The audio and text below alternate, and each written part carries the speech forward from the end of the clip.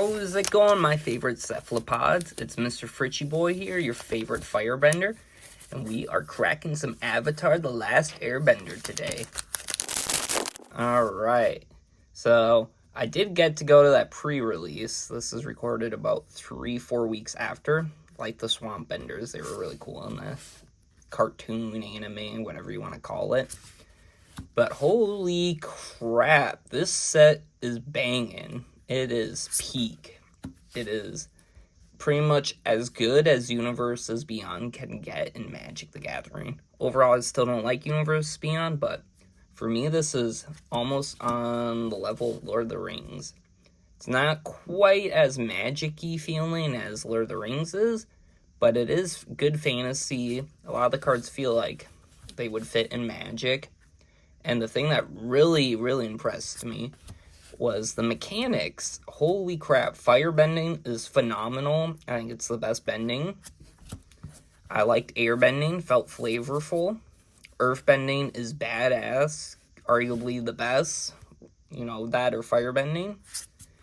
Gotta say though, waterbending kinda sucked. It's cool. Maybe it's one of the more powerful ones, you know, but flavor-wise, it just feels meh. It's just improvised, stapled onto Convoke. You can tap artifacts and creatures that pay, or generic mana to do additional effects. Kind of boring.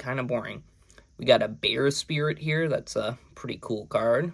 I like the art. That's sick as hell.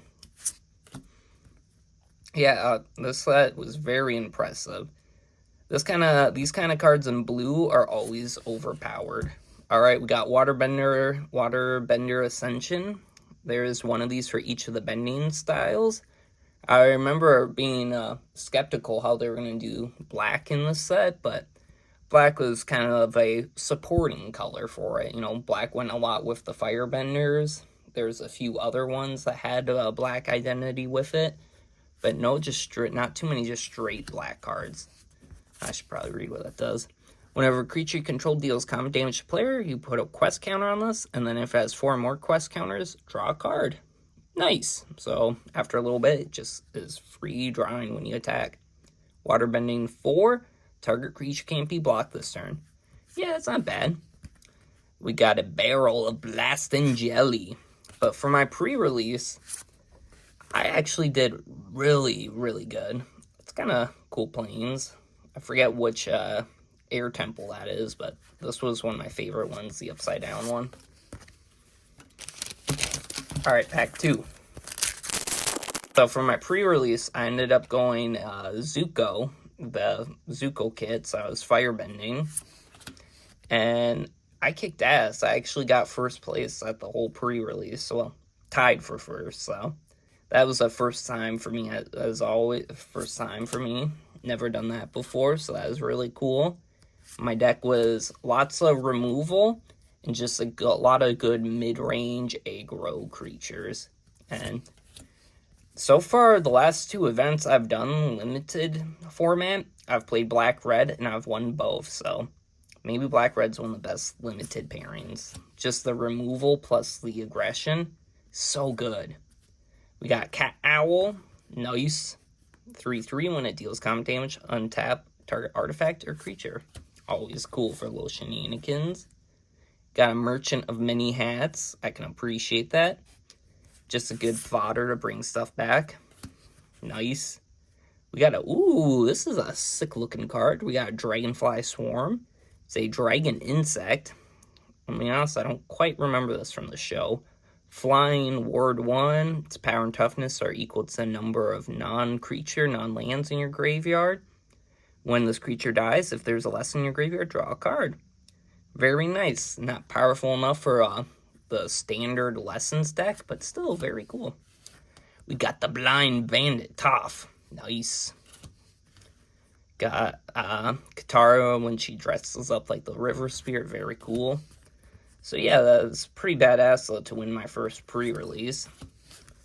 Firebender Ascension, we got both. We got a fire one and a water one. Very cool. When it enters, you get a 2/2 red soldier with firebending 1. Whenever creature you control attacking causes a trigger ability to trigger, you put a quest counter on him.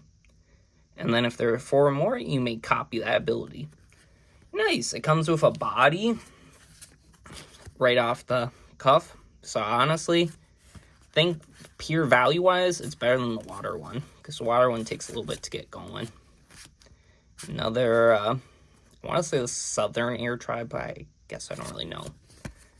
Cool, badass looking token. Can't be mad, can't be mad. I really want a Fire Lord Azula. That's like the only one that I've been considering making a commander deck for, or the blue-black Azula would be dope as hell for a commander deck. That one's a little lower power, though. Yeah, let me know what you guys think of this set. Were you underwhelmed? Did you appreciate it? If you haven't seen the show, how does it feel like as a Magic set? Is it actually as on point as most of us Magic players are saying, or are we off basis? I like all the different creature types, very unique. We got a boar, elk, bird, ox. Pretty cool. Got curious farm animals. When it dies, get 3 life and can destroy an artifact or enchantment. A lot of value for a 1-drop. I always like seeing how crazy 1-drops get every set, even just in the common slot. It's always wild. Earthbending seems like it takes the Unlimited, it seemed like it took the most skill to balance between having to not tap all your lands so you can attack, holding back attackers and blockers, and just kind of building your deck right seemed really hard to do. But payoff was definitely worth it, that's for sure. I also like how the each nation isn't necessarily like aren't necessarily locked into specific colors. Yeah, red is mostly firebending, but there's some black in there as well. Maybe some other colors. Airbending isn't just white. It can be white, blue, you know. Earthbending is green, but can also be green or red, or green, red, white. This card is just technically just power crept rampant growth, because Lessons is only an upside. There's nothing in Magic that makes it a downside. Meteor Sword. This card is kind of nuts if you can build it right. Very cool. If you can blink it at all with airbending. It's a weird limited combo, but it goes hard. Yes. Crashing Waves. Very nice, very nice.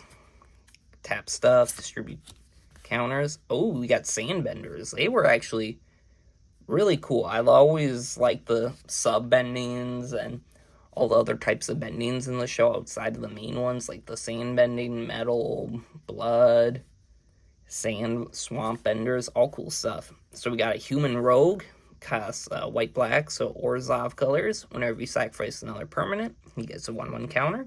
And when it dies, you may exile it and return target creature if mana value less than or equal to from to this creature's power or from your graveyard to the battlefield. Nice. So, you know, not the most powerful sacrifice card, but still a good payoff. Pretty good. And we got, ooh, yeah, this one's actually pretty dope. We got Sokka's Bold Boomerang, blue-red, 1/1. When it enters, discard up to 2 cards, then draw that many. And whenever you cast an artifact or less than, get a 1/1 counter. I also appreciate Allies. That was really dope that they brought Allies back for this set. Big fan of Avatar. 2 thumbs up for me. Very good set. Hell of a job, Wizards of the Coast. Potentially, it's easily in the top 3 universes beyond, sharing home with Final Fantasy, Avatar, and Lord of the Rings. See, this is what we want for universes beyond. You know, where the mechanics fit the world, they flow into the card design very well. The cards feel purposeful. They tell a story. They tell the story of Avatar with character progression throughout cards. It's kind of what we're looking for. So yeah, 10 out of, well, maybe a 9 out of 10 set. Waterbending, I feel like should have been done a little better, but till next time, my cabbages!